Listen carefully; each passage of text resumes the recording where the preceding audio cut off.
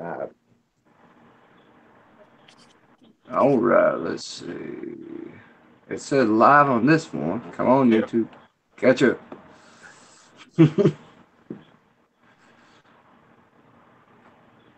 All right, people. So, welcome everybody. It is the weekly Syndi-Comics stream. We were off last week because we had to go do some, let's say, schoolwork, and do some research for some things. So, um, I just put a post out in the Syndi-Comics a little bit before we started tonight. Tonight's all about grails and the terminology grails. And everybody has their own definition of it and what they like to do and what they like to see as far as a grail. Um, I know we have got some, in our lifetime, so we've always wanted. And there's things we're always going to be hunting and searching for. But we're definitely going to go over that tonight. So everybody that's in the stream, welcome in. Definitely comment. We want to see you guys' feedback as much as possible too, because we want to see like what you guys did. Because I put a post out on the page about a week ago, asking, hey, everybody, start showing your Grail comics, and then we got one person so far out of 600. So we want more participation out of everybody in the group. That's what we want to see. We want to see everybody help each other out and learn. I get pinged all the time about books. BJ and Kyle will say, "Go ask Nate," about a lot of things, and so I will try to do my best to go help out. One guy, he had a ton of these old books from Quality Comics from the '80s, and I'm talking about it. That took me an hour and a half, 2 hours worth of research to go figure out some of the stuff, just because of some of the books they are. But that's what we're here for. We are a resource for you guys in the page. So if you have questions, come ask us. We're here to help out. We have a lot of people that's been in the community for a long time. We just hit 600 this week, so thanks to everybody that came out and supported. I invited two of my friends, and those were the last two, and that was April and Jason Wallace. You guys probably seen I put out the link. I'll share out on there when they have their auctions and whatnot. So they came in and joined it, and they actually apologized to me, saying, "Hey, we're sorry we didn't join earlier because we heard about you guys." So it's great to have a lot of these comic people come in, that do actually own shops and things like that, online retailers, because it gets community growth. Comic, we want to grow the community. That's what we really want to do. I mean, I would love to see us have 1,000 people by the end of the year on the page, and it's about comics. That would be awesome. Um, at the same time, though, I want good people and quality people on our page. We've had some people that come in, try to become members, and guess what? They're not the best people, and I've rejected a lot of those.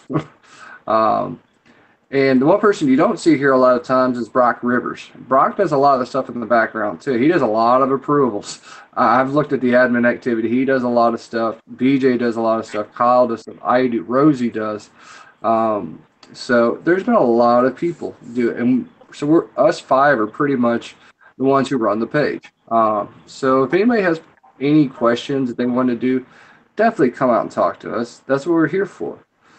So, with that being said, we're going to go around the room tonight. Start with Kyle. Talk about your grails, what you think are grails, in your opinion, and then what are things that you would love to get. All right. So I guess to start it off, my definition of grail to me is something that has significant meaning to me personally. Not necessarily what's most sought after or what is going to fetch the high dollar value. For me, it is something that I have a personal attachment to. And I really don't, I hate using the word grail because I feel like you look at, it's a bit like in the toy collecting community, you look in the comic community, a lot of times it's used as just what's popular or what someone, what's highly sought after. So someone's like, oh, this is a grail for me.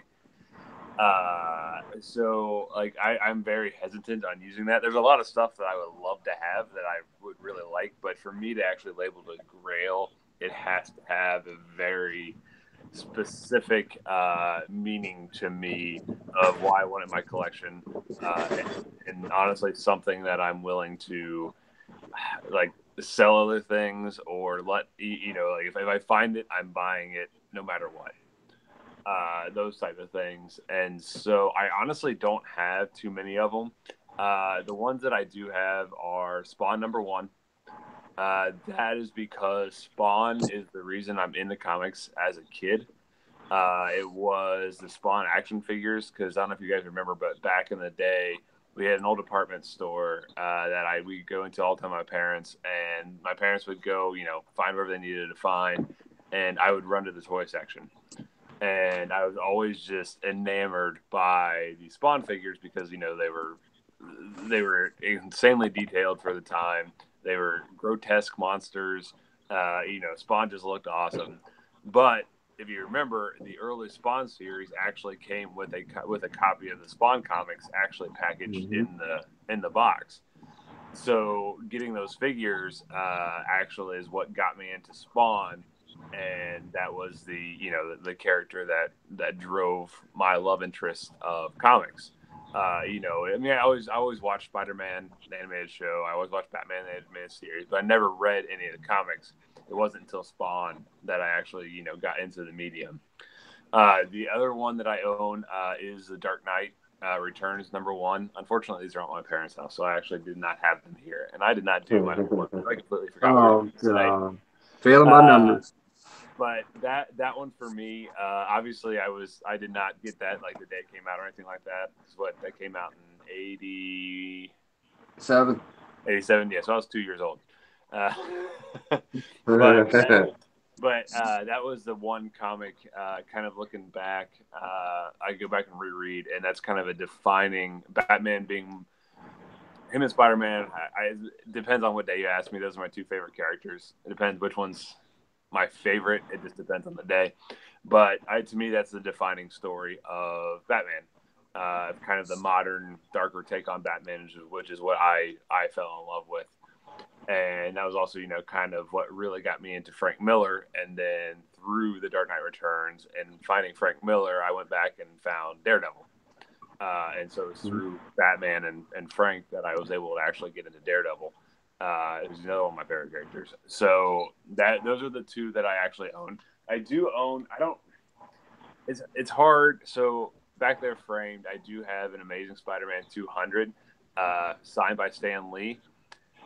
It's special to me because Stan Lee worked on that book, and it's signed by Stan Lee, and that's when I got to meet Stan Lee. But the issue itself doesn't really have any connection with me. So I don't know, like that one. That one I'm toy. I don't know if I consider that a Grail or not. I do for the fact of the signature, but I don't know necessarily because of the book. But as far as things I would like to buy, well, actually, there's one more, and this is all thanks to Nate. I do own a copy of Deadly Class #1, which was when I started getting back into comics a couple of years ago. That was the first series that I like that really pulled me back. And it's a series that growing up in the 80s and early 90s and being very heavy into the punk rock hardcore scene, and just kind of like the clicky high school elements, it was a book that I identified with immediately. All the characters in there, I knew someone that was very similar to it. Obviously, I didn't go to a high school for assassins, but it's one of those books that, like, honestly, like every page, like I find something that really connects with me, and every time I reread it, I just love it more and more. So yeah, and that's not by Rick Remender, so that's amazing. Oh yeah.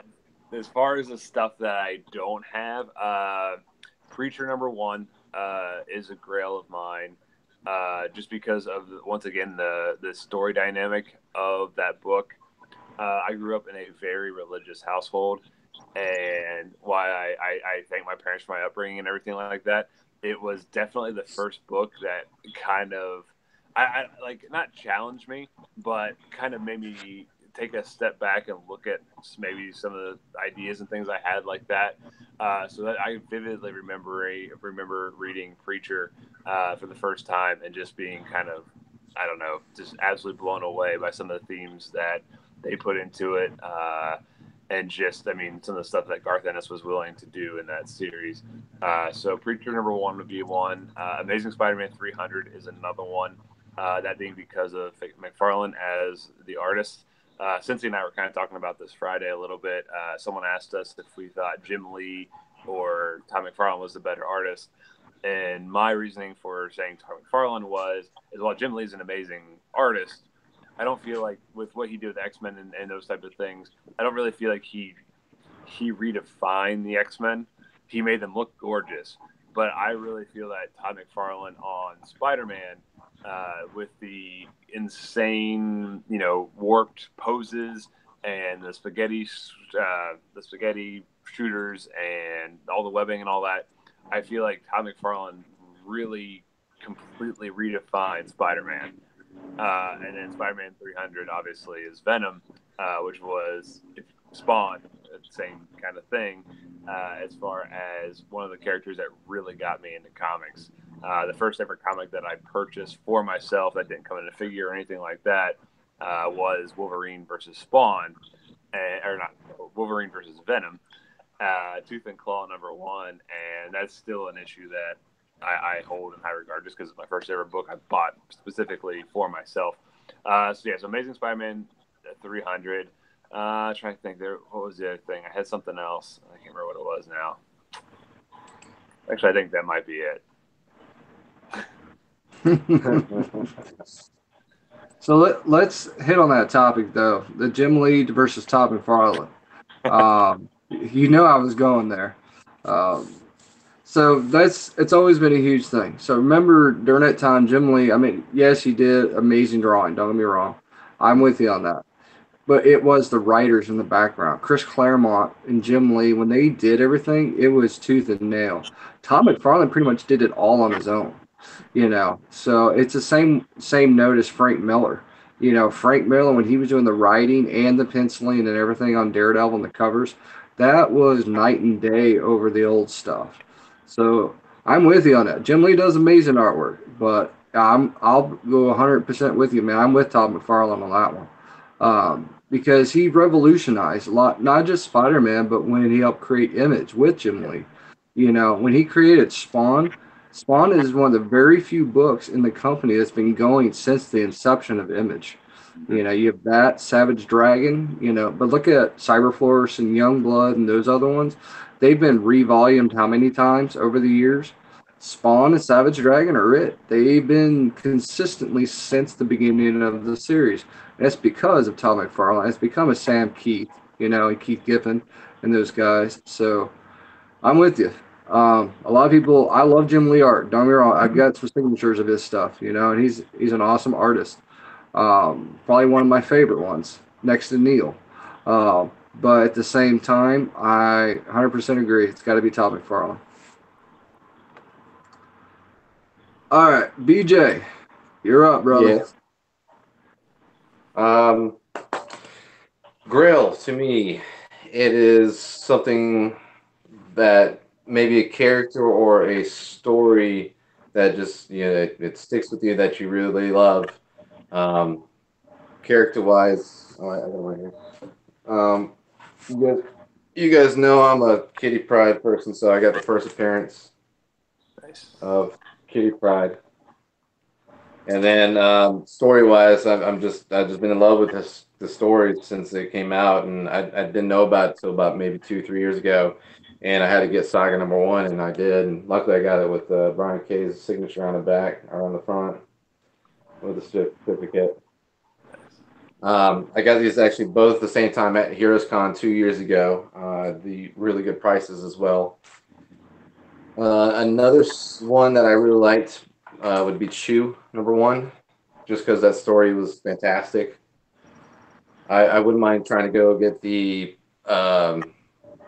when Kitty joined the X-Men. That's just a few issues after this one, and not really personal grails considering, but maybe like a GI Joe #1 or Transformers #1, because that's what I grew up reading when I was in Germany.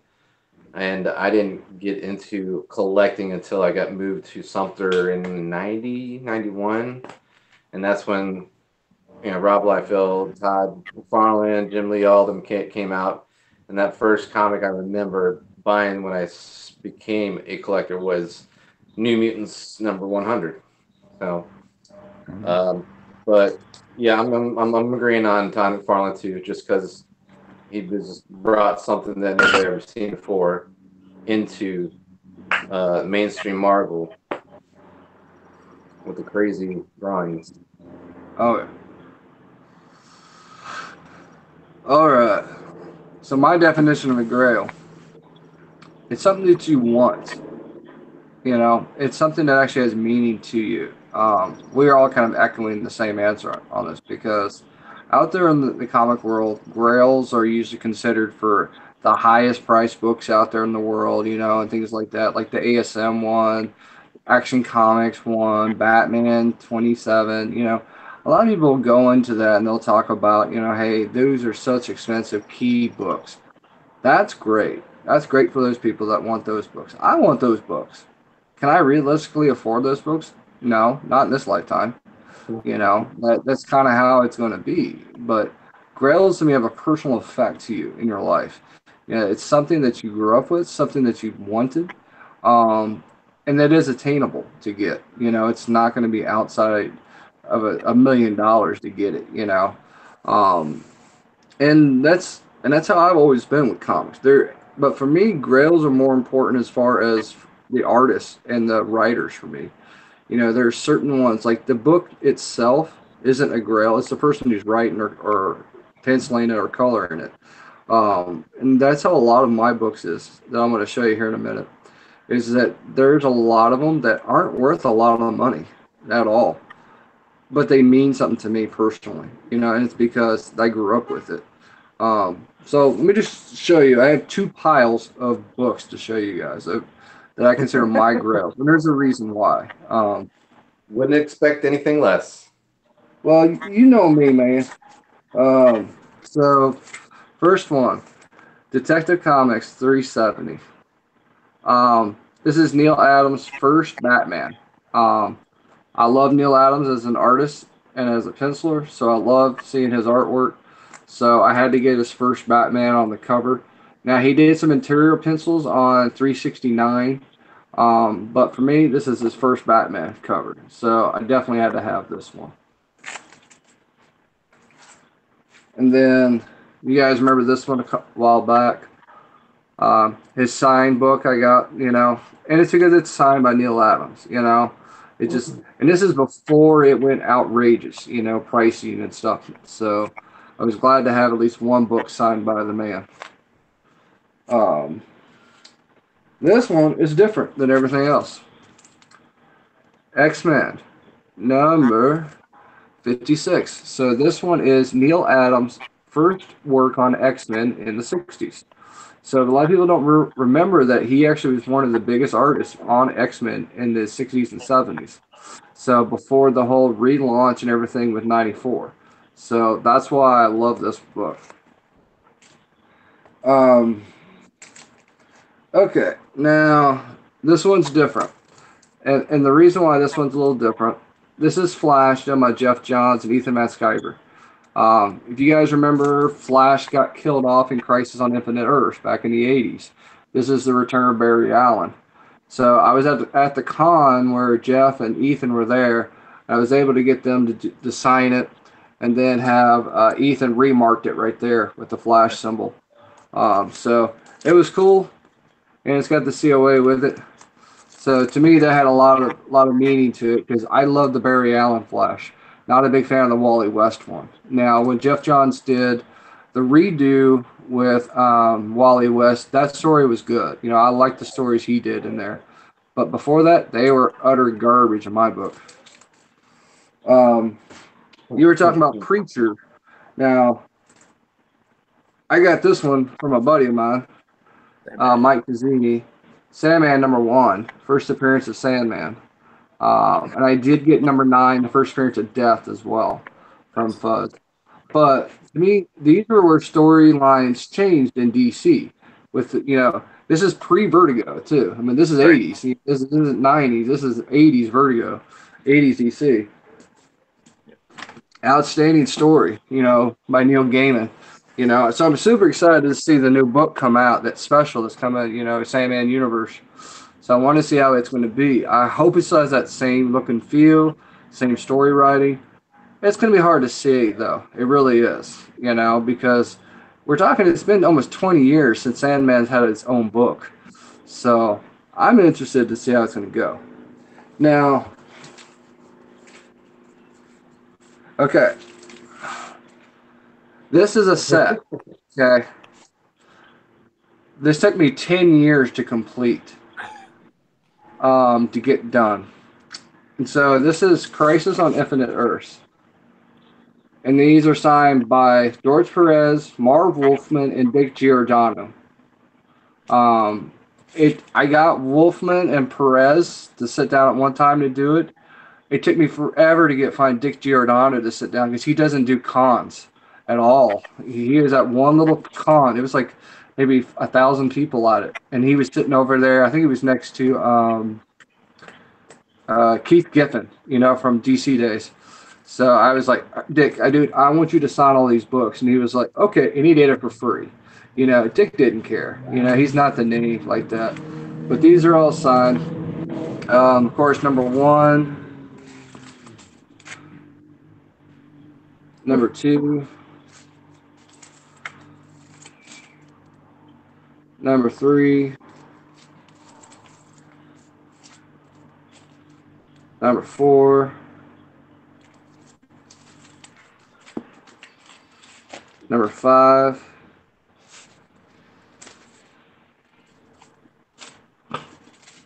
number 6,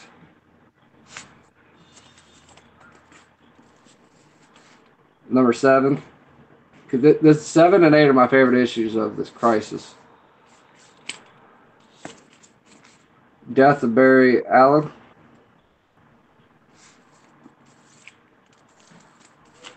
All right, that's number 9.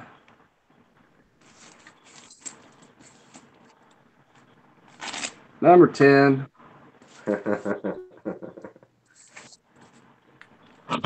Number 11. And number 12. All 12 issues of Crisis on Infinite Earths. These are all original first prints in 9.2 or higher. But to me, this had a lot of value to me because this is one of my favorite stories of the 80s. This is what changed the gameplay of crossovers and things like that, was DC's Crisis on Infinite Earths. Identically, this is also the same series that starts the Copper Age of comics. So if you ever hear the term bronze, moderns, a lot of people don't really think that copper is a real age within comics, but it really was. It was from like 85 through 90, before the Jim Lee stuff started. But it all depends on the people. And then these last two DC books was from was a convention I had went to in Kentucky, in Lexington. Got very lucky. Got to sit down with this gentleman, and his name is Martin Odell, the original creator of Green Lantern from the 1940s. He created the Alan Scott, Green Lantern in the Golden Age. So got a chance to sit down with him and talk to him for a little bit. This is his cover from Green Lantern 19. He did, and then while I was there, I had him take and do me a sketch artist on the 0 Hour cover. Of course, 0 Hour was when, of course, Hal Jordan went crazy and tried to destroy the whole DC universe to redo Crisis. So these meant a lot to me because when I grew up, I read Green Lantern a lot as well. So I loved Hal Jordan. I hate Kyle Rayner. So when Kyle Rayner showed up, I stopped reading Green Lantern, for a long time. But when Jeff Johns came back and did Rebirth, brought Hal back, everything was reset and I was good. And then the damn New 52 happened. So that kind of killed it for me. Talking about Frank Miller. Frank Miller's first Daredevil work. So it took me a while to finally get it, but I did get it. Want to get a higher graded version of it, but at least I have it in my collection. So I was kind of in the same boat as you, Kyle. I was reading Daredevil and stuff, back then, but didn't really know like what Frank Miller did, because it was kind of the same ballpark. But what I did is picked up the Peter Parker Spectacular Spider-Man Frank Miller did. And that's what I was like, dude, this is freaking awesome. You know, I read it was issue 27 to 28, and I'm like, all right, I want to go get the rest of them. You know, and then I found out, oh crap, he's not doing Spider-Man no more. He's only did it for a couple of issues. He's doing Daredevil. So that kicked me over to Daredevil, and that's my favorite Daredevil of all time. Is his run on it. And everything else is crap in my book. Shadowland was okay. I will give it. Shadowland was good, but when he did that, his run on that with Elektra, the hand with Stick, and everything like that, that was outstanding. And then the Man Without Fear, the 5-issue miniseries he did, that was really good as well. But it was freaking amazing. I wish he'd come back and do Daredevil. I really wish he would. Talking about Wolverine, can't have Wolverine without the Hulk. This is not 181. This is 182. I don't own in 181. I wish I did. But this is the second appearance of Wolverine. So definitely wanted to get this book. I think I got this from Mike Pizzini as well. And it's funny because he's only in like the first page, and that's it. And this is considered a second appearance. You know, we'll have a discussion about that one day. Cameos versus first appearances versus second and all that crap down the road. And then BJ, I like this one. So this is Transformers #1. All right, that's it. I'm out of here. You guys know I'm a huge Transformers guy. I mean, you guys have seen part of my collection. You guys know I live and breathe Transformers. When I was in Georgia, a guy brought a lot sale in, and it was pretty much Transformers 1 through 80, minus maybe like 2 or 3 issues.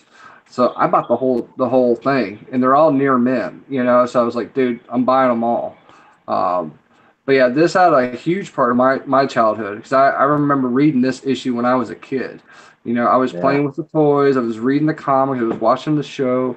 You know, I lived and breathed everything Transformers since the 80s. So I was so damn happy when I saw this set because usually it's wicked expensive, like really expensive, these books, because a lot of them are such short runs, you know, short print runs.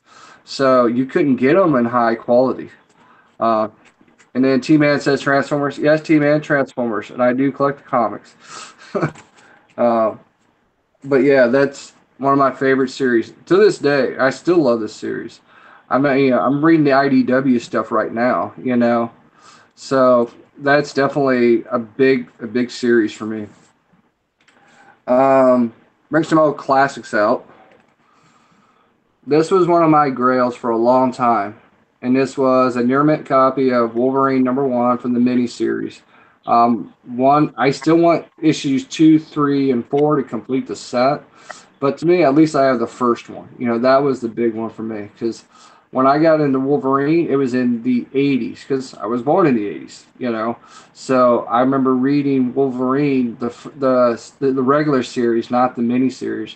But then I went back and I got to read there was a book, it was the Saga book, I think it was what it was called, and they talked about this one. And so I went back and found it's called the Wolverine Saga. It's a trade paperback of all 4 issues of this. So I went and read it. I was like, dude, I got to get the first issue. And I didn't get this one until I think maybe 4 years ago. Because all the covers I kept finding were garbage. I mean, they were all like messed up. And you guys will probably remember this one. This is when I was moving in. This is Chris Claremont signed Wolverine #1 near mint. This was a grail for me because I read this issue in 1989. You know, so and of course, what did we all do as kids? We didn't keep none of our stuff when we were kids. Nope. We all, you know, it all goes away. So I went back. I got the first one. I sat down with Chris Claremont at a con at SDCC. I think it was 2012 or 2011, and I got him to sign the book. And it was like $20 to sign. I'm like, dude, will you please sign this book?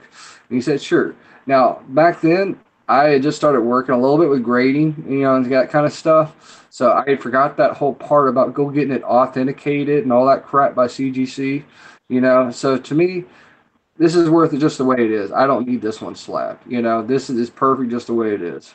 And because I can still read it if I want to. All right, the last last three things. This is X-Men. J. Scott Campbell. I got to go to the con one time, and he was signing books. And then what I had him do is sketch up here. It's hard to see for it, but he sketched a storm face up here um, for me. I actually love this series. This was one of my favorite. Like when they redid all the X-Men series, this was a really good run. I love seeing it. You know, the whole Vampire Jubilee was a great read part of it. You know, I loved it. Psylocke, of course, but and of course you got, you know, BJ's favorite person in the world, Shadowcat. You know, is that it? But this to me was a grail of mine because I've been reading J. Scott Campbell since he was doing Fathom and doing like every kind of cover in the world, you know, for all the Aspen covers as well as Top Cow and you name it. But when he came and did some of these X-Men ones, I was all over this like um and then let's see. Oh yeah. I know what that one is. Wolverine number one. You know, I did get a slab one eventually, you know, so I was like, all right, got one to read, got one signed, and I got another one too that's just a raw copy, regular. But I was like, all right, got to get my one of my number one books in the world and get it slabbed. And then this is Nate's Grail from the. This has always been my Grail book right here, people. Giant Size X-Men number one. You know, I've been wanting this book. Man, this ain't even a high grade. So I kind of, wanted to talk about that. Was it's like it's a 6.0. It's not an 8.0. It's not a 9.0. But I don't care. It's a Giant Size X-Men number one. You know, and I got this from Mike Fazzini. And I was like, I'm so excited. I've been wanting this book for probably 20 years. I was like, and it's already slabbed. I don't have to go get it slabbed or anything like that. It's already done. So to me, this was a grail book for me because I had always wanted. I've been wanting this book for almost 30 years, and I was like, I finally got it. And to me, that's what a grail is. A grail is something that you've wanted so long for your collection, that you always wanted, and it's because it means something dear to your heart. So that's why I love these books. Now, I did say I had some grails on the way. So, do you guys really want to know what my grails are, or do you want to wait till I get the books? Is the real question. It's up to you. I know one of them. Yeah, I think BJ does. I don't care. I'm going to tell you anyways. You guys are going to see it when it shows up anyways. I've got the other one. 29 on the way. First appearance of the Punisher. It's getting slabbed right now. That's I've got ASM 300 on the way.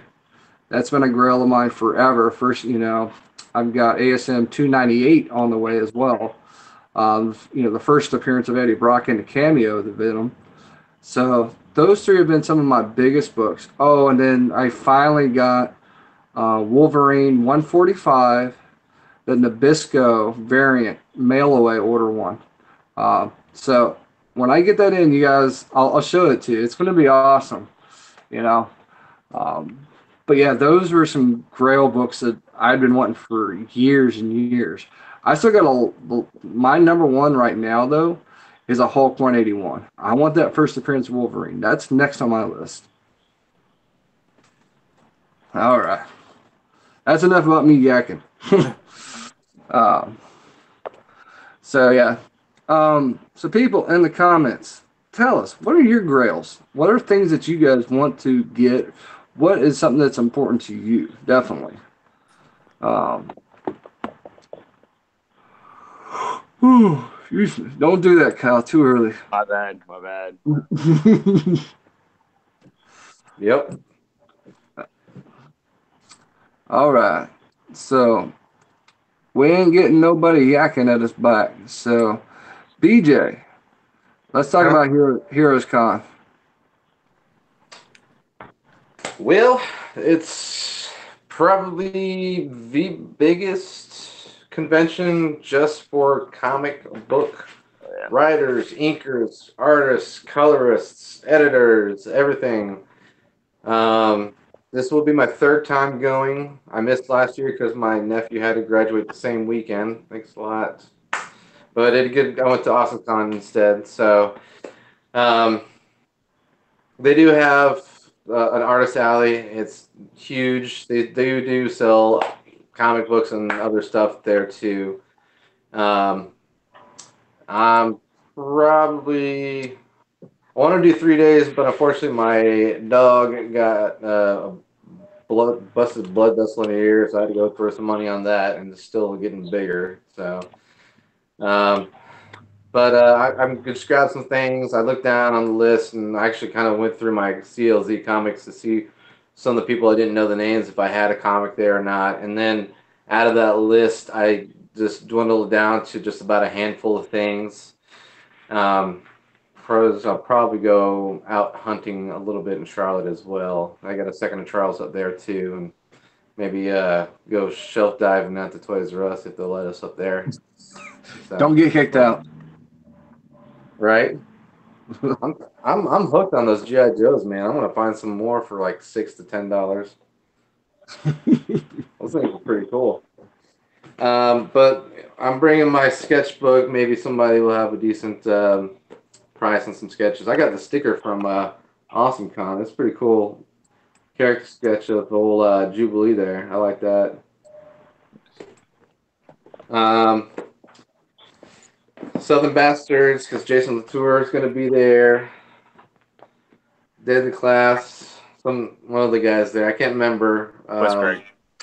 I know, I was kidding. I'll see. I didn't know if you You do actually did or not.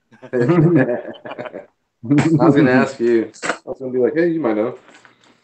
And then I got my little book here. Hold all my comic books. Nice. Come on. One of them's stuck in here. There we go. I'm going to get my Domino #1 signed from Greg Land there. It's just a really good cover. It was either this one or an Uncanny X-Men, or no, X-Men that had the Psylocke split in half of like her original character and then the one she has now. Punisher #1. I think the writer and the artist are going to be there. So I'm going to get that signed up. My the variant of Realm #1, because I believe everybody who did the Realm is going to be there. So I'm going to go ahead and get that done. Captain America #25. Is it Epstein? I believe it's called Epstein. Yeah, Stephen Epting. Yeah, he's actually from Colombia. Didn't know that. Chad told me he was. So I'm gonna get that signed from him. Guardians of the Galaxy #1 hip hop variant. The guy who did this cover is going to be there. I'm a big fan of this album, The Far Side. And it brings me back good old days when I had hair on my head and skinny as anything. And then I didn't even know until I sent that message to you guys. Clayton Crane was going to be there. I missed it somehow, but I was like, holy shit. Clayton Crane's going to be there. Damn it. So, wish I would have knew that. I would have sent you a bunch of stuff to sign. No, I went online. He said it'll be $5 if you get it like an approval. So I guess yeah. So if it's I'm not gonna worry about that. So I guess it's gonna be free. I'm gonna get the Sensational Spider-Man. That was one of my favorite covers he did. Nice. And X-Force #1. Yep. And sign that too. And gonna get some autographs for Nate here. He sent me some books. He sent me this one for Chad and Chris Sims. And actually, the colorist for this one, Tamara Bonville, is going to be there too. So I'm gonna get that signed by her. Actually, I met her at the Joe Fest a couple weeks ago. She lives in Augusta, and she came down to see Chad for a minute. So it was pretty cool. It was meeting another artist. It's out of the blue. And then your Ash versus Army of Darkness #0. I'm gonna get that signed by Chris and Chad as well. And just, unfortunately, only Chad's gonna be there, so I'll have to get that signed. And I'll see if you do a little sketch for you in there too. Appreciate it, man. No problem. And I'm really excited for next year's Heroes Con because we're going to have a special guest coming from Cincinnati, Ohio, just to come down here and hang out with her sister. And then come hang out with me, too. Yep. Oh yeah, That's Kyle. That's that guy. Next year, 100%. I will be down there. I have to go to that show. Yeah. Oh, and I'm getting commission done. You guys know which one I'm doing, but I'll hold off until next Thursday to show it and tell who it is and whatnot. Nice. Yeah. That's a lot of stuff, man. But it's gonna go fast too. I mean, you're going for 2 days, right? So No, just Saturday.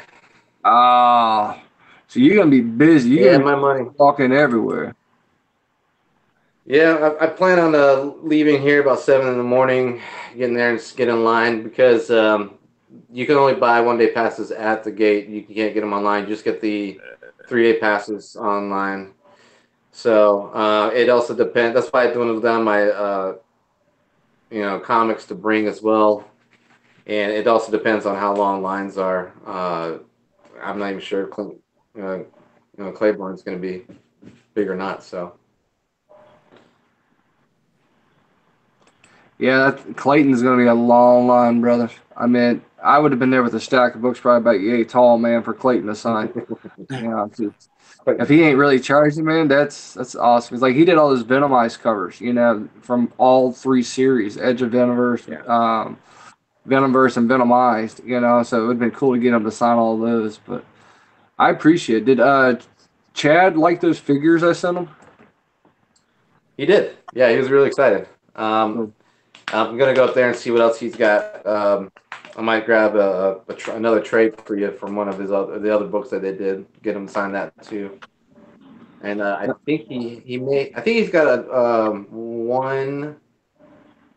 a different variant of Youngblood #1. He's gonna have up there for you too. Okay, cool. I appreciate it. And if he's got X-Men 92, I'd like to get that from him too. Okay, I think he's probably got some trades. Okay. Of that one. If you want a single, actually, if you want single issues of that, they're yours. I'll take them. Okay. I have 1 and 2. I'll take them. You know me, an X-Men. Yeah, I missed out on that whole series when it came out. Because with everything transitioning and everything, I was like, crap. I didn't know what the series was about, and it was too late. And then by the time we knew it, we were starting to do this live stream. Like, oh crap! So Chad's actually the dude who did it. That's awesome. Thank you, BJ. I appreciate it. Hey, we got some comments in here. Let's see. We got Mike Moreta asks, "Who remembers the Spider-Man versus Wolverine one shot?" I do. I still have it. Yep. And see. Shazakat wants to get Matina's cover for Red Hood, The Lost Days #1. T-Man says he wants a Death of Superman. I can hook you up with that. I got like 3 copies of that book. So I'll hook you up with it. You just walk into any comic collector and they're probably gonna have 8 copies of it. Yeah, but they might not have it in the grade that I have it though. That's true. I still have it in the poly bag. Yep. I've got that one, and then the Adventures of Superman 500, The Return, still in the white bag, the see-through bag with the card. All right. See, Jeffrey Albuz is Venom Silent Protector #1, and he says, I have the Deadpool Circle Chase #1. Yep, I've got those Deadpool books. That was when he first started showing up in his own series. Monroe Rain was talking. He just got his first comic books, so he did post out there on Syndi-Comics today that he got his first Star Wars books. So Monroe, definitely hit us up. We're here to help you out. He said he didn't know which would be Grails for him yet because he just started, but dude, it's whatever you want, man. That's really what it comes down to. Enjoy what it is. You wanted to get some more stories in the background, so definitely, man. The comics are the way to go, and then Star Wars has its own expanded universe as well, especially in the book side of the house. Titan Books used to write bunches and bunches of books on them. Let's see. Sith AF says his Super Grails are tough, but in search of X-Men 12 and 14, First Jugging Sentinels. I've got number 14, but I'm not going to sell it. Let's see. Judson Osgood says biggest grails are Transformers number 1 and Darth Vader number 1 from the original series. So, not the new one, but from the Dark Horse. If you guys remember, Dark Horse used to run Star Wars forever before Marvel took it back. Yeah. All right. And then, and Jeffrey Albu says Punisher Warzone number 1, Marvel Zombies number 1 with the Days of Future Past Wolverine, all zombied out. I haven't seen that book in for years. The Marvel Zombies. I've seen the Omnibus and the Zomnibus. But that's about it. I've got Warzone number 1. I got that when it came out back then. Had a cutaway on the inside. Yeah. Yeah, was that Ramita? That was Ramita, yeah. Yeah. I've got a copy of the Warzone number 1. Because I did the limited series that you're gonna get signed. I've got that one, and then I've got the Warzone. Those were great reads, especially when he was working with what was his name? Chip.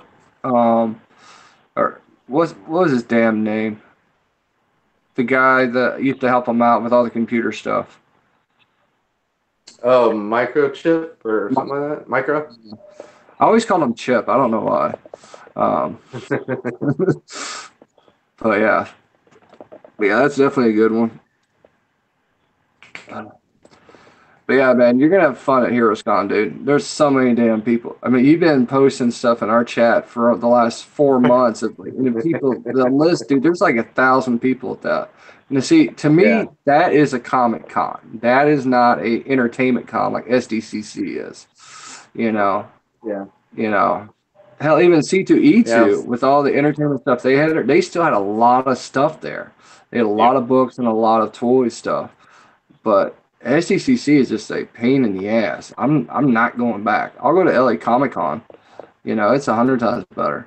And it's cheaper, way cheaper. I don't have to fight with people in the registration little system thing they have just to try to get a ticket. All right. So, that being said, we talked about some grails. We talked about HeroesCon. So there is some new news this week from Marvel. I'm not going to spoil it because the book just came out today. Thor number 1 just came out today. There is a huge impact that book is going to make. So I highly advise everybody that they go buy a copy of that book before it sells out. Jason Aaron's, of course, doing Thor again. So it's going to be awesome. So I can't wait to read it. He's doing that and Avengers. So it's going to tie in pretty decently. But let's just to say that there is a significant character in the Marvel Universe that has a universal impact against Marvel. That's all I'm going to say. Can I take a guess? You can take a guess. This character is going to renumber every Marvel book yet again. And so over. They're going to go backward this time. Yeah. -1. I hope so. I hope we go back to 1991 and start over. They're on the second issue of Thor. They're going to restart the whole universe again. Jeffrey says Groot. Nope, it is not Groot. That's all I'm going to say. Go buy the book. That's all I'm going to say. Is go get it. Not just because it's going to skyrocket in price, but it's an amazing story. I barely got my books this afternoon. That was the only one I've read today so far. So definitely go read that book. It's going to be freaking weird. That's all I'm going to say. It's not going to make any sense. It's really not. But once you start, I think the storyline is going to cultivate, and it's going to be an amazing run. No, they'll restart it after 4 issues. Dude, come on. They got to give him at least 12. It's Thor. It's a main character. Come on. Thor. Well, that being said, we also do have Tony Stark #1 coming out here. I think it's next week or the week after. I will say the Avengers is a lot better than it used to be, under the old regime. With Jason Aaron doing, it's been great. Venom being done by Donny Cates has been awesome. Not sure if I'm really too sold on the Ryan Stegman art though. I don't know, man. It just Really? it's I don't know. It's I always had that McFarlane image of Venom in my head, or the Mark Bagley. So it's going to take a while for it to grow on me. Um, but I am definitely interested to see like how the storyline's going to go. Then one other one in Marvel that was really good this week was Darkhawk. It just came out this week. Infinity Countdown Darkhawk #2 by Chad, of course. Um, I've not read it, but I'm really super excited to read it because that first book was awesome. They're actually talking about the no crap. Where does the Darkhawk, suit come from? What's it tied to? They've kind of talked about it in Infinity Countdown. They talked about it in Darkhawk, the comic itself. And it's not just the suit he has; it's actually comes from somewhere else in the universe. So it's kind of cool.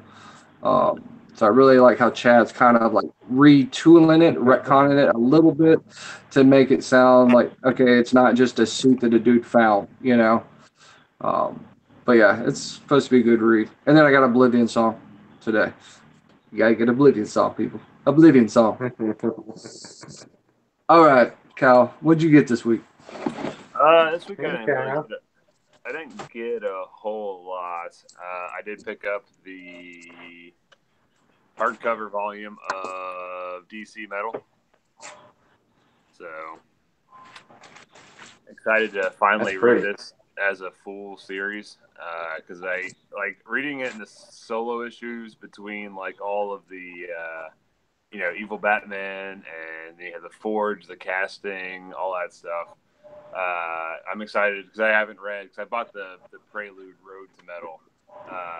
And I have the Evil Batman hardcover and I have the Redeemer hardcover. So once I get all four, I'm going to read the whole series straight through and hopefully it makes a lot more sense. So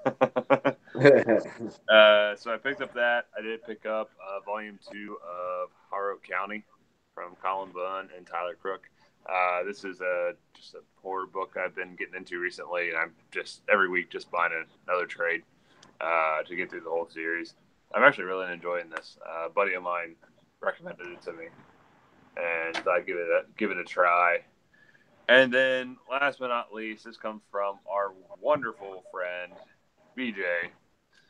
He was amazing and was able to get me a Shirtless Bear Fighter, which, if you guys know, is one of my all-time favorite comics.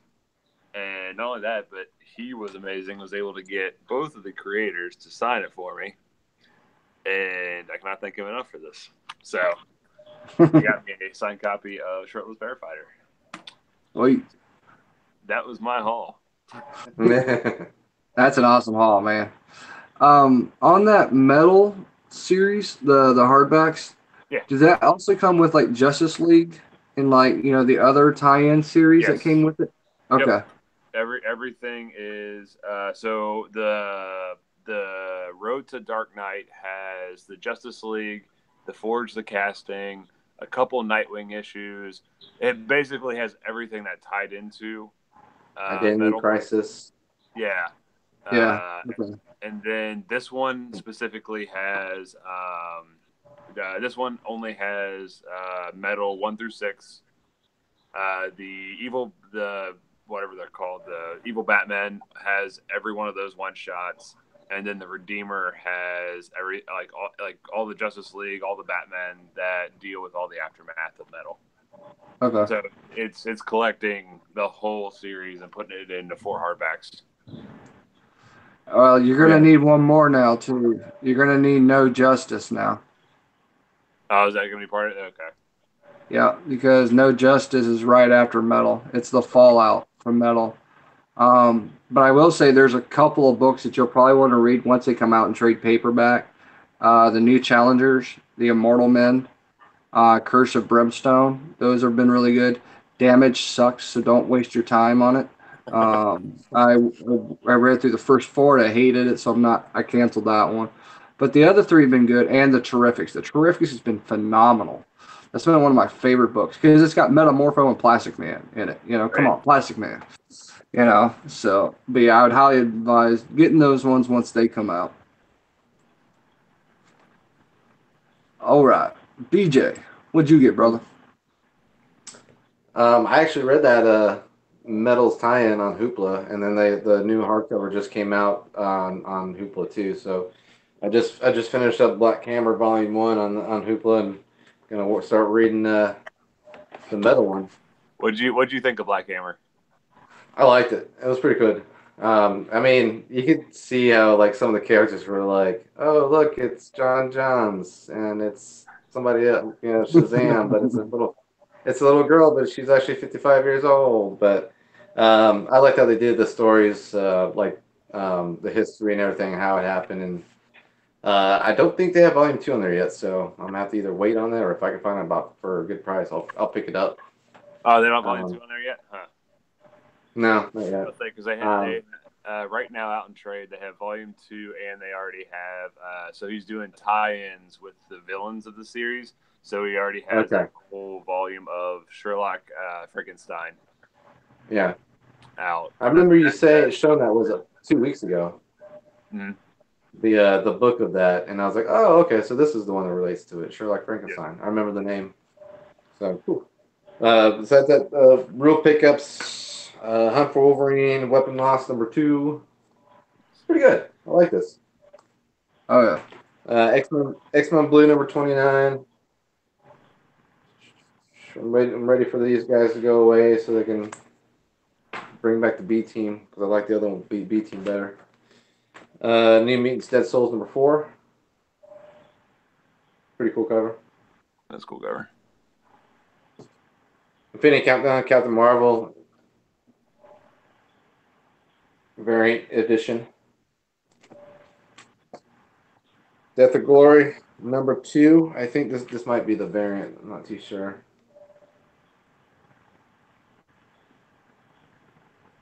And Infinity Countdown, Darkhawk going down number 2.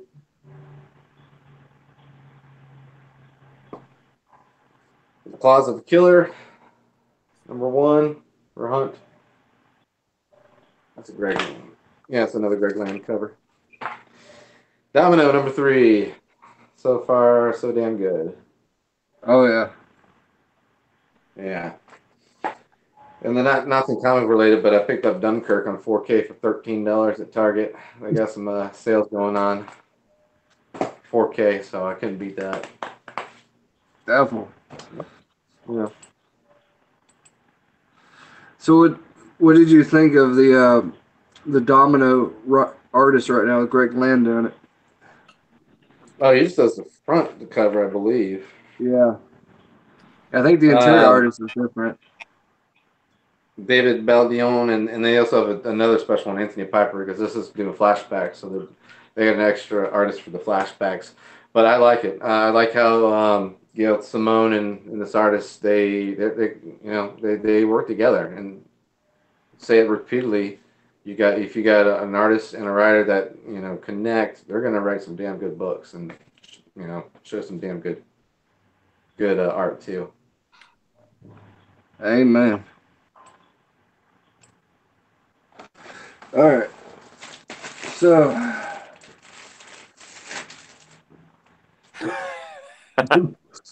Wouldn't expect anything less. I gotta buy more short boxes. Domino number 3, of course. Yeah. Let's see. Exiles number 4.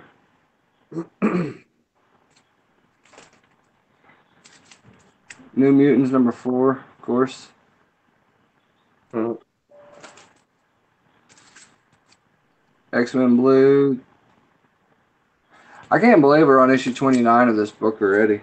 It seemed like this one just keeps going because they do 2 a month, so kind of gets overtaking. Uh, Hunt for Wolverine Adamantium Agenda number 2. I like that cover though. I do Greg too. Land, claws through Iron Man's helmet. That's freaking awesome.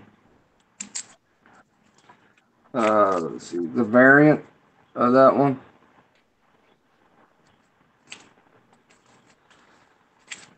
Weapon X number 19. This is just an interesting thing now, though.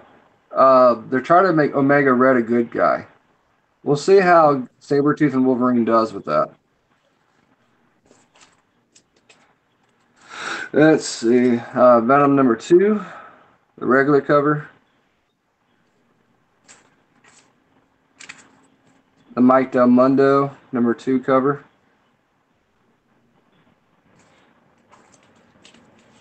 This is my favorite cover, I think, so far. The Sam Keith version. Oh, sweet. Glare. You know, I love Sam Keith on freaking Venom. Let's see, Punisher 226. Kind of sad to see this end really soon, though, because he's been in the damn War Machine armor, and everybody's after him now. So, let's see, Infinity Countdown, Darkhawk number 2. Let's see, Marvel 2-in-1 Annual, The Thing and the Infamous Iron Man. So this has been a really interesting read. It's all on the tie-in, to bring back Fantastic Four. So definitely interested. And then Park variant. Of course, book of the week for me, Thor number 1. And then this is the variant. This is a connecting cover. So you had the Immortal Hulk 1 that came out last week. You have the Thor comes out this week, and then the Tony Stark comes out. And there are 3 cover connecting. So I was like, yeah, that's kind of cool. It's like multiple books that's connecting versus just the same series. Let's see. This is more Fallout from Metal, of course. Hawkman number 1. And then the variant, Hawkman number 1. Cool. And then, so you have to get this one too. This ties in to No Justice as well, Kyle. So hopefully they'll put this in with the No Justice trade when it comes out. Plastic Man number 1. Let's see. Immortal Man number 3. Interesting, though. He's not dead. He's still alive in the DC universe. Oh, yeah. They're not going to kill him off. He's the most popular villain that they've had in God knows how long. Oh, yeah. Man of Steel number 3. Okay, you guys remember a couple weeks ago, I was talking about this and to see how good Bendis was going to do. This has actually been really good. I'm waiting to see Action Comics 1001 to see how he does on it. But this weekly one's been really good, because it's actually talking about the guy who destroyed Krypton. So nobody's ever really answered that question: who destroyed it? It's not just that the people did it; they're actually saying somebody actually caused it. So, definitely a different take with Bendis trying to retcon something, Right.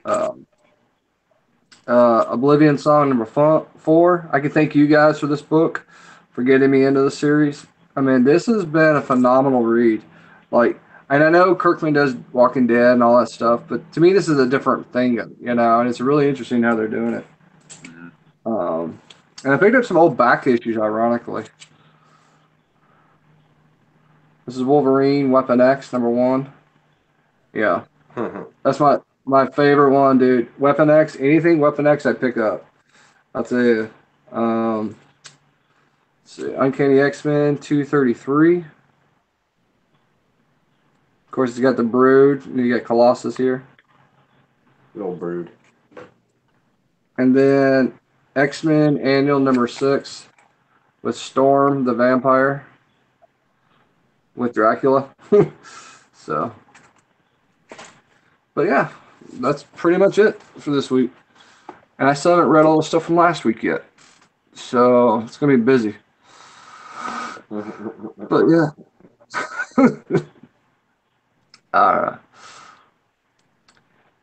And Shazcat says Green Hour Annual goes into No Justice as well. Shit. That's another book I got to get. Which makes sense, because No Justice is really, there's like two pieces of it. There's all the Justice League out in space trying to do their thing, and then there's Green Arrow on the Earth. He's the only Justice Leaguer left. So that would make sense at the annual. Ah, crap!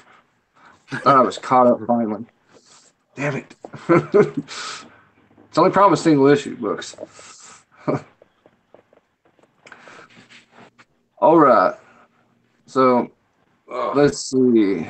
The only other thing I wanted to talk about tonight was there's gonna be a couple new books coming out from this fallout from Metal down the road. They've been talking about it. It's kind of in the same vein of new challengers and things like that. They haven't formally talked about what the titles are yet, but we'll have to see what they're going to be. I know Jim Lee's supposed to be helping out with one of them. So there's just been a lot of rumors on CBR about it right now. So I'm hoping that it does solidify, but because I'm actually liking these subpar characters stories better. Like these Plastic Man, the Terrifics, Challengers, and stuff. They've been better than all these Justice League books. I'll tell you that. Justice League #1 sucked. I'll tell you that. I did not like #1. But so the only other thing I want to talk. Oh, one more thing. Wolverine. Let's talk about Wolverine for a minute. Okay, we've been doing this whole hunt for Wolverine, all that crap lately. So Hunt for Wolverine, we're gonna have 4 issues, of course, for each book, each miniseries. It gets tied into a book called Death Ends or something like that. And that Ends book is going to be like the culmination of that. And then Wolverine restarts his own series after the fact. So Wolverine gets his own book back. X-23 is going to have its own book as well. And that's going to focus more on Laura and Gabby and their piece of their pie. Whereas Old Man Logan is dying. I kind of called this a while back ago. If you guys remember, about 4 months ago, I said they're probably going to phase out Old Man Logan. Old Man Logan is actually dying in the comics. I went and read an issue of Old Man Logan. He doesn't even have his adamantium claws anymore. He has bone claws. So it's very interesting because in Weapon X, he's doing the same thing. His healing factor is not working either. And what they're saying is that because he hasn't been on his own planet, since his planet got destroyed during Secret Wars. So they might just kill him off. But I'll say it here. I called it first. Old Man Logan going away. Dibs. Monroe Rain asked, does annual mean anything specific with comic? Yes. So, stupid thing. So Kyle O'Neill, not Kyle Phillips. Kyle O'Neill, that's his real name. Hey, Kyle, the way it works is you have a normal comic series that has issues 1 through 12, 1 through whatever. Then usually, it used to be almost every book did this once a year. They'd have an annual, which is usually 48 to 64 pages. And then that book would be like multiple stories from multiple people or just one big story that would go together with the series. So they'll typically do that to do tie-ins. Like X-Men Blue did it this year with Poison X. They did, an annual for that one. X-Men Gold did an annual for their thing to tie in with Rachel becoming a Hellhound again. Those kind of things. That's how typically annuals are. We don't see a whole lot of them anymore. That's why I was really shocked to see the 2-in-1 annual, because Marvel 2-in-1, they're saying it's going to continue even after Fantastic Four is done. So I was kind of shocked they're going to do an annual for it. I figured they would just keep it individual issues right now. But that's how annuals are. Now, one thing is do you guys have ever seen annuals in independent books ever? Like, I don't remember a Spawn annual. Spawn did a couple of them. Savage Dragon did a couple of them. I'm trying to think. I don't remember if any of the Vertigo. American Vampire did a couple of annuals. The Vertigo. Trying to think. Those are the only three I can really recall offhand having annual issues. I don't know if Invincible did a couple annuals. I don't think it did. I don't think so. Yeah, it seems like it's mostly a DC Marvel thing that they do typically. Um, and annuals are different than one shots too, by the way. Annuals are part of the main series, whereas a one shot can be just a one off issue made, for a series. A good example is all these little mini series. They'll have one issue that'll work with it, and then that's just a tie-in book that goes with most of the series.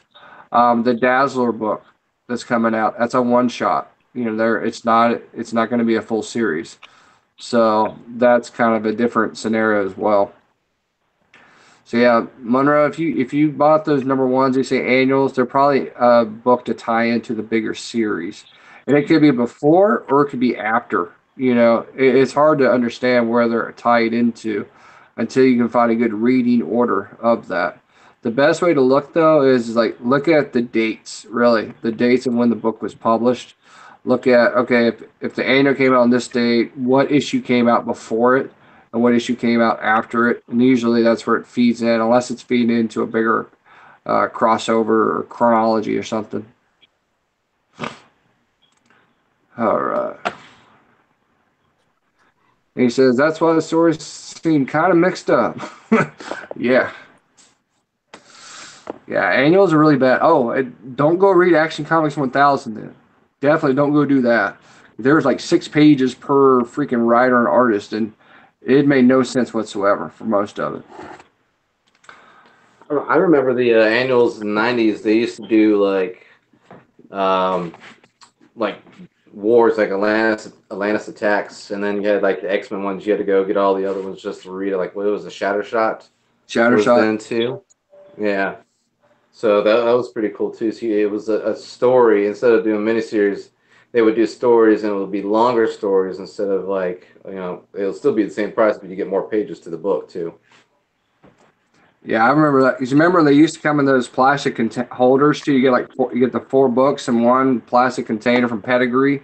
I Yeah. remember getting like the X-Men set. I think it was like Kings of Pain, Atlantis Attacks, Shattershot.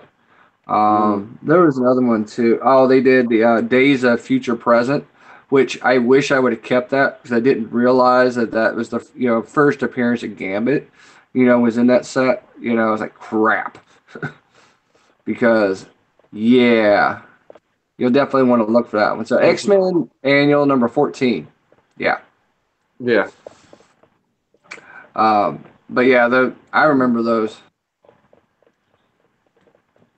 All right, and it says. Nate, what's your number one all-time favorite comic book that not only love but can read over and over? Probably Wolverine number one from 1988, the original when he's Patch Logan. I love that book and that whole initial run that Larry Hama and those guys did and Chris Claremont. That was some of my favorite stuff. Mark Silvestri showed up and just made it phenomenal though in Wolverine in the series. After issue 100, it went downhill. Larry Hama's going to be Because in that's Columbia in August here. who is? Larry Hama. He's going to be at the Soda City Comic Con in end of August here. Take G.I. Joe. Oh yeah. I used to have G.I. Joe number one. I wish I still had it. I am selling it for $200. So I was like, damn it, I wish I would have kept that book. Yeah. Cool. And he says, Monroe says, Blur, I'm late as well. Decided to start with Dr. Afra on Vader down, I guess. It's good. Monroe, let's talk offline. Let me see if I can help you out a little bit with that one. It seems like you've got some books that are kind of in the middle of something, and I want to make sure we get you set up. Because there's probably trade paperbacks that you probably want to read before you read those. It sounds like there's some in between stuff because that's all the new Marvel stuff. I know that for a fact. So I know Darth Vader had stuff. They had like a couple of volumes in that one, as well as was that Lando had a book. You had Poe Dameron had a book. The Lando main was Star Wars. 4-issue miniseries. if he has Vader Down was a crossover between Vader and the normal Star Wars book. That falls basically right between the second and third volumes of both Star Wars and Vader from the Marvel series. So yeah, you're missing a good chunk of story for both of those series. Dr. Aphra, if he has the normal ones of those are fine. Hers are pretty much standalone. She's in Vader, but you don't really have to read Vader to be able to read her solo series. But yeah, the Vader Down is definitely going to be confusing unless you've read what has happened up, at least in Star Wars, if not read Vader as well. Yeah, that was a problem with all the Star Wars when they came over to Marvel. They pretty much just said everything in Dark Horse didn't matter, and they just started over. And I'm like, dude, don't. Nah. All that story stuff that they used in Dark Horse was amazing. I loved a lot of the stories. Knights of the Old Republic, good example of that, But it's like, crap. Now you're starting all over. Now it's all legend, not canon. Yeah. Yeah, same way with the damn movie universe. They don't consider none of it, canon anymore. It's like, you bunch of idiots. SSJ Blur says they restarted Marvel Comics over. Yep, for the third time in the last 2 years. I think you mean last 2 months. Yeah, that's true. 2 days. Hell, yeah. We should just start doing like a tracker kind of thing, or like a ticker. All right, let's put the chalk line down. All right, how many books? 1, 2, 3. All right, they did it again. 1, 2, 3. They did it again. So it's going to be like the days without work incident, only days without Marvel renumber. That's right. They should do a billboard on that. Yeah, it's bad. Where should I start reading? If I wanted to get into Secret Wars, I started reading comics late. Oh boy. The original Secret Wars or the one they did like 3 or 4 years ago? Yeah, that's kind of hard. If you're talking Secret Wars, like if you want to get into the new Secret Wars, just buy all the trades. I think they have like a full, if you got Ollie's next to you, yeah. I thought they had like a compendium that has like literally every single issue that tied into Secret Wars, the 2 or whatever you want to call it, 2.0. Haven't seen that one. Or maybe a couple volumes, but I thought that they had something that did tie everything together in one format. Yeah, I think there was a omnibus for it, and it was like the main stories, but it didn't have all the tie-ins to it. Okay. So now I thought they put out something that had the tie-ins into it as well, but I could be wrong. It didn't have everything. Like I think like the Old Man Logan stuff, like all those little like 3-issue things that they didn't have. They didn't have those ones in there. It had all like the one shots. I know that for a fact. And the Thor 2941 says you got to go, dude. Take care, brother. We'll see you next time. But yeah, dude, Blur. If you're wanting to start with that Secret Wars, that's not the way you want to start with Marvel Comics. I'll tell you that for a fact. The best thing to do first, though, is find a character that you like to read, and then you work on that character and see where they're at. I mean, I'm always going to say Wolverine and Deadpool because that's my 2 guys for the universe.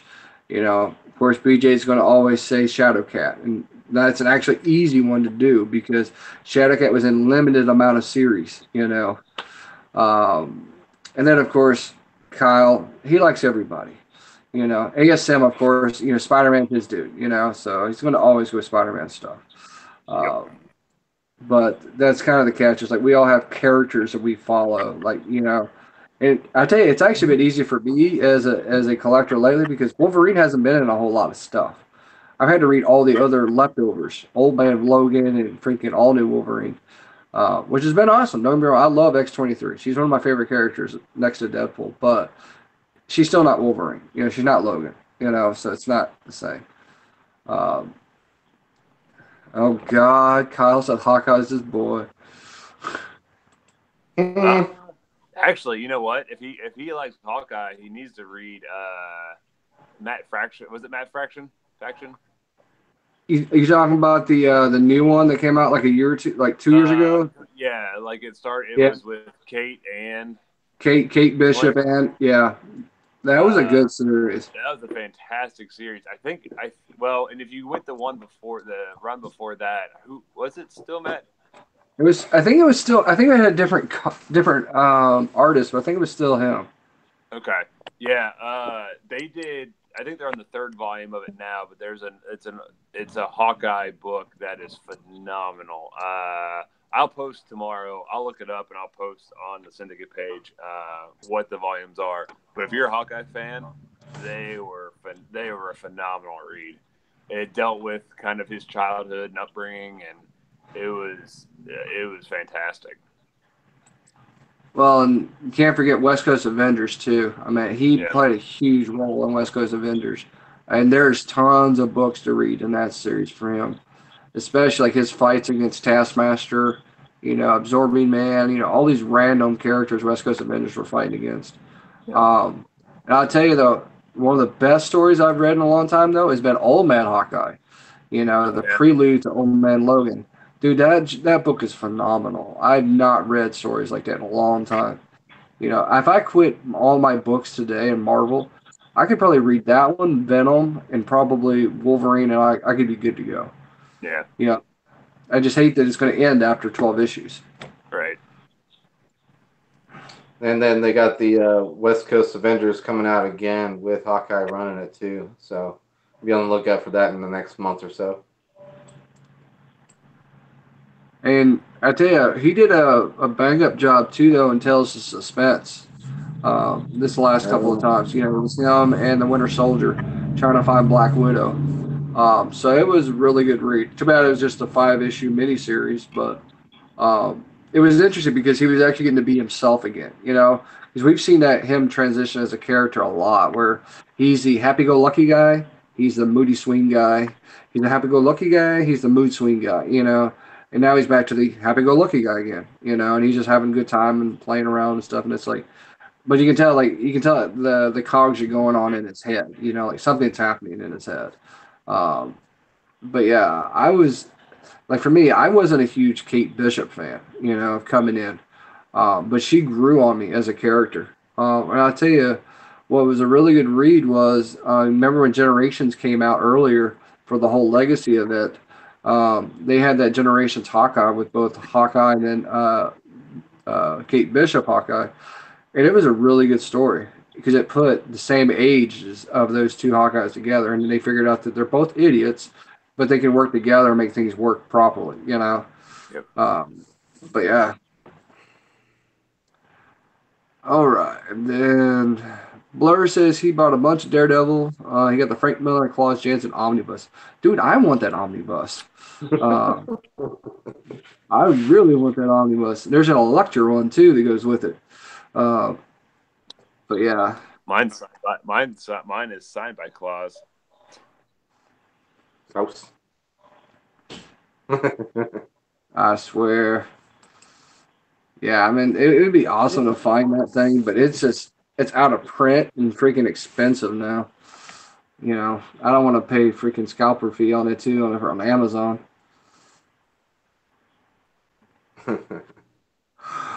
All right. So, all right. So, guys, it's 9 o'clock here, pretty much, and I know it's late there for you guys too. Um, it's gonna be fun. So, hey, do this for me, BJ. When you go to HeroesCon, take and videotape stuff. At least let us see what you see and put it on the Syndi-Comics page, or at least do a live stream or something from it. Yeah, I plan on taking a bunch of pictures. It depends on how the huh? Said no pictures, video, hunt video, hunt video. I don't have a Video. I don't have a computer. Your phone. Okay. I gotta edit and put music on it and everything, and get a really cool intro Yeah. with Syndi-Comics on the front and whatnots. But no, I plan on taking pictures, do some live video on my Instagram page, Comic Book Beach. Yeah. Yeah, I was gonna try to go live, maybe talk to Chad for a little bit or something like that. It just depends on how the service is there. So we'll see. Nice. But definitely, pictures will be coming. Definitely, at least pictures. Yeah. That's kind of the problem. Is like everybody runs into the same issues. That when you go to a con, the internet connection sucks. You don't. The Wi-Fi never works right. So just use your data, and just go for it. You know, because it's just not worth it. Unlimited. Exactly. Same here. Unlimited data. All right. Well, Kyle, do you got anything else before we close it out tonight, man? I don't think so. All right, BJ. For those who are watching, appreciate it. Sometime next month, we're going to do the best of 2018 so far. And if you have any ideas on or thoughts on your side, please come back and tell us in the comments or when we post it in the Syndi-Comics as well. Definitely. I'm thinking we're going to do a poll game, so to speak, for the 2018 thing. So there's been a lot of great books came out this year. Not so many good books too, as well. You know, and that's the catch. Is like, and it's also in the eye of the beholder as well. So what we think might be horrible might be awesome to somebody else. So yeah, we definitely want everybody's inputs on that. We're looking at the first week of July for that one. So what we'll probably do is last week of June, we'll put a poll out there. You know, hey, your favorite top 5 books of 2018 so far, because there's been thousands of books came out since the beginning of January. You know, and if not, we're going to be here for 5 hours going through. Okay, who's this top 5, this top 5, and this top 5. But we do want inputs from everybody. So definitely give us inputs. We ask for inputs for Grails. We're asking inputs for your top 5. And then after that, I'm thinking, okay, what's your favorite cover so far of the year? You know, your favorite artist cover so far of the year. You know, because there's been a lot of good covers this year so far. Oh, yeah. So many variants. Oh, yeah. Some of them Del Otto ones have been freaking nuts this year. And Matina, oh my God. Especially the Spawn ones. I've seen those damn Spawns Matina covers. Oh my. And expensive too. Wicked expensive now. Especially from Unknown and Scorpion Comics. Oh my God, those things get outrageous in price now. All right, guys. Well, let's see. Hold on one sec. We got one question. Did anything happen with those damaged Venom #1s? There was damaged ASMs 800s that a lot of comic shops got. And that was on the Del Autos, the John Romita Sr. covers. I know they got a bunch of those messed up. And then like different other comic shops got the other variants messed up. And that was wide across the US. So I'm not sure. I know mine, they sent all theirs back and then they haven't got anything returned yet. So yeah, I don't know. But yeah, Venom #1s. I didn't have any damage Venom #1s. I haven't heard anything on Venom. I just knew about the ASL, 800.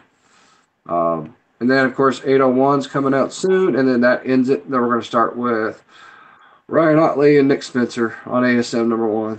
Yay. All right, cool. All right, guys, it's been a fun one. We'll see you guys next week. We'll figure out what we're going to talk about next week. Who knows? Oh, good. We'll think it as we go. That's how we do it here. That's how we roll. All right, guys. Take it easy, and I'll see you guys next week. Thanks, Kyle. Thanks, BJ. See you guys. See ya.